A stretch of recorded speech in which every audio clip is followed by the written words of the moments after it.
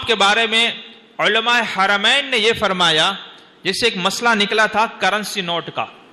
اس پہلے زمانے میں سکے ہوتے تھے، پھر جب انگریزوں نے نوٹیں چھاپی تو پوری دنیا میں یہ جائز ہے یا ناجائز ہے، حرام ہے، اس کا مسئلہ چلنے لگا.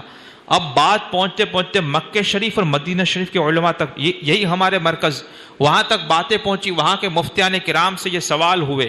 الازہر یونیورسٹی ہماری، مصر، کائرو، بغداد، بڑے بڑے علماء کے پاس وہ سوال ہوئے. انہوں نے سوال پڑھے، اپنی اپنی تحقیقات پیش کی، لیکن کہا کہ ہم کو یہ مسئلہ سمجھ میں نہیں آ رہا ہے.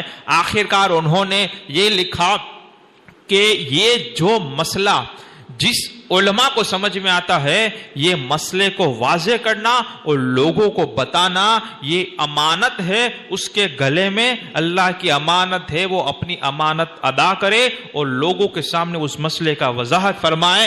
دنیا بھر کے علماء کرام خاموش ہیں، ان کو یہ سمجھ میں نہیں آ رہا کہ یہ جائز ہوا یہ نوٹ.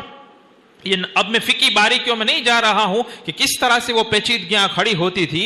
یہ مسئلہ جب امام احمد رضا کی بارگاہ میں آیا، آپ نے اپنا قلم اٹھایا اور کیا لکھا؟